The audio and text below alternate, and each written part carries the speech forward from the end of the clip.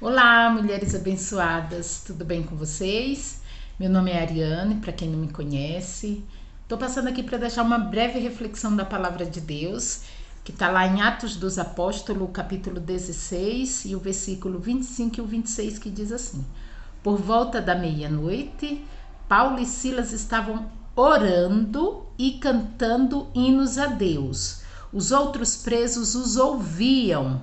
De repente houve um terremoto tão violento que os alicerces da prisão foram abalados. Imediatamente, todas as portas se abriram e as correntes de todos se soltaram.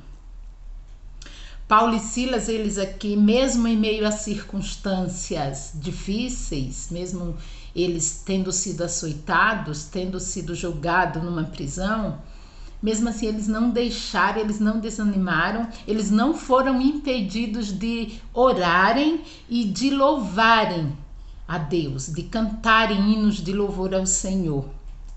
E mediante essa condição de Paulo e Silas também, muitas vezes nós nos encontramos desta maneira, nós nos encontramos presos a algo, ainda que não seja uma situação física como eles estavam ali, mas muitas vezes nós nos encontramos presos em algumas situações. A nossa área emocional hoje em dia é uma das áreas assim mais atacada, mas que a gente tem que fazer como Paulo e Silas fez.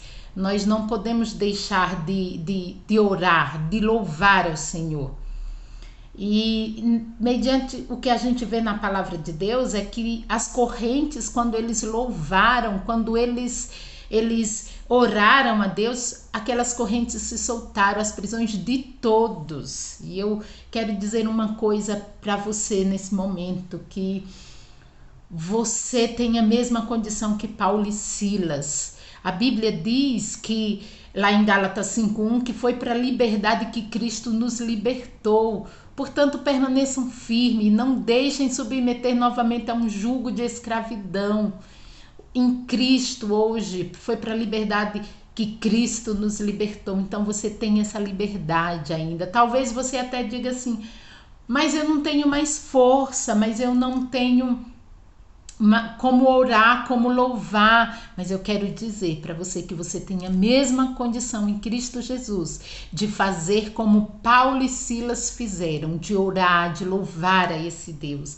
E quero dizer para vocês que quando vocês se colocarem nessa posição, quando nós nos colocarmos nessa posição, o mesmo sobrenatural vai acontecer. Correntes serão quebradas, as prisões serão libertas. E observem que não só foram as de Paulo e Silas, houve também de todos os presos. Então, quando isso na sua vida, quando você determinar isso para sua vida, as prisões dos seus filhos, a prisão do seu esposo, a prisão que há em todos que estão em volta, vizinhos, amigos, essas prisões vão se quebrar.